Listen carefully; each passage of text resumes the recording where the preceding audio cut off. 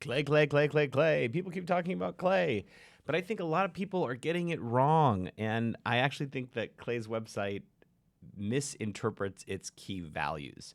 So I've been using Clay for, I don't know, 3, 4 years now. Before it was focused on the sales use case, actually. And I'm here to tell you, after creating, I think, thousands of Clay tables and running millions of Clay rows, the exact value that I see Clay. But to do that, I first have to talk about where I think AI is going. Now, I have 2 AI companies that I'm advising right now that I think are capturing what AI will do to uh, the not the technology industry, actually, like every other industry. And I think that actually it is replacing jobs. And I think that in the past, we have bought software to make our jobs better, right? You use Apollo to do research for sales leads. You will use, uh, I don't know, I can't think of any other software. You use Google to do your research better, right? There are software tools to enable us. But there are huge portions of the economy where people are doing straight busy work. And what I mean by that is that they're taking text from one place, interpreting that, and moving text to another place. Sometimes very large volumes of text. And these are entire people's jobs. And so I think that unlike software, which was supposed to give you a tool to do your work better, AI will be designed to take over the entire workflow. And that is just to say that these are the workflows that don't involve a lot of creativity. These are the workflows where a good chunk of someone's job is doing X. Now, that doesn't mean that they won't get other jobs, and it doesn't mean that those people must be replaced. But that is where AI will unlock a huge amount of value, because it doesn't help if you take someone that's making 80 grand a year, 60 grand a year, and you make that person 10 times more efficient, because it's actually hard to unlock the additional revenue from that person's salary. Now, if AI can do the work and allow one person to do what used to be the job of 10, suddenly that is able to unlock a huge amount of value in the business. Now, I don't mean to be callous about this. I think that any large technical transition involves people finding new jobs. Like, there weren't auto mechanics at one time, right? And no one suggested that. I mean, maybe at the time, actually, people were like, all the people putting shoe horses on shoes, they're going to lose their jobs. Yes. But now there's over 450,000 auto shops in the country, right? A whole new industry sprung up. And I think that that's what will happen now. And the great AI products will not be software that you interact with. They will be end-to-end processes that take 80 to 90% off of the plate of jobs. So if you were thinking about building an AI, and we'll talk about Clay in a sec because this is relevant, but if you were thinking about building an AI product today, what you would do is you would say, what percentage of a job can I subsume with an AI-powered workflow? All right, let's actually get into Clay, because I think the way that Clay is positioning itself is it assumes that that workflow that Clay is going to take over actually is the SDR, right? That's what they talk about as personalized research on the homepage. I think that's wrong. I think actually we don't need personalized, scaled outbound. That's not the primary problem. And in many ways, this is a dying, this sort of scaled outreach to existing tech companies is going to get harder and harder. Google and Microsoft are very good at preventing this. And with AI, they will get better and better, especially because people are still building sequences. So, what is Clay exceptional at? I think part of the things that Clay is great at is taking unstructured data and turning it into structured data on the web. We are now parsing 10Ks, hundreds and hundreds of pages, right? And we can ask Google Gemini inside of Clay to summarize that information, right? But you have to know where you're going to look.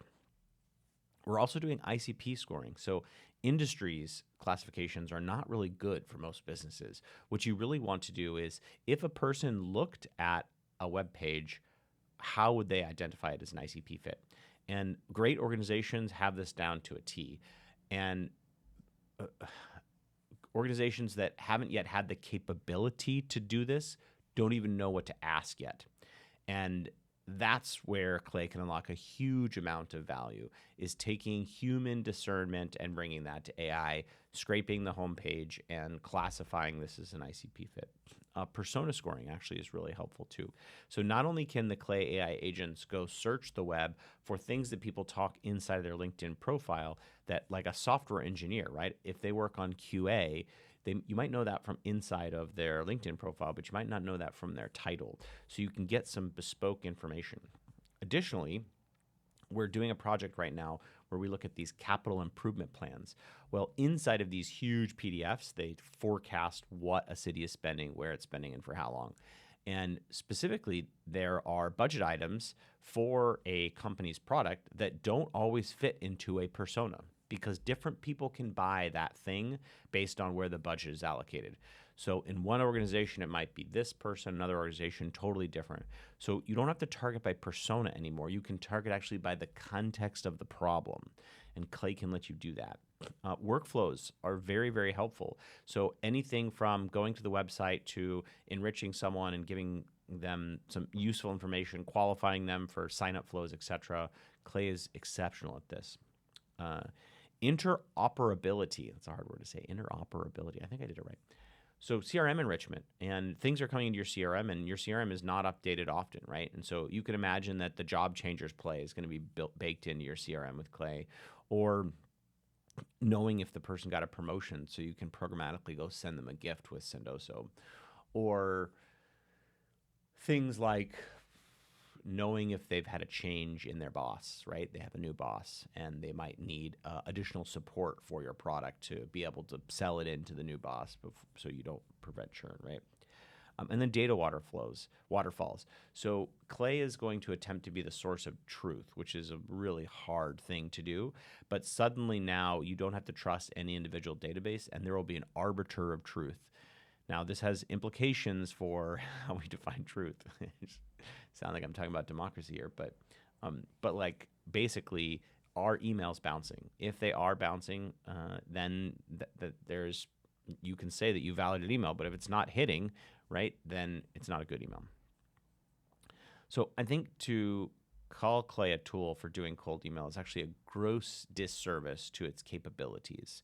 And I think that the best thing to do for you today, if you want to get started with a tool like Clay, is to answer this question, which is to say that if I can have a person do a process that will add tremendous amount of value to the business, what does that process look like, and how would I define it?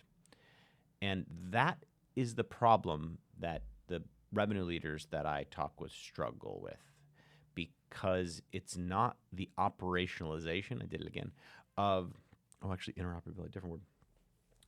It is actually figuring out, what would you do if you could have the smartest person on your team work on the most mundane task that produces the most amount of value for the organization?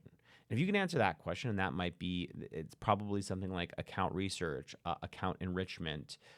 It might actually be a workflow here, which is take these 57 steps. And I know that at the end of the 57th step, I can unlock a bunch of value, even if there are not a lot of people that will fall into this step workflow. If I can do it, I can stack growth, essentially.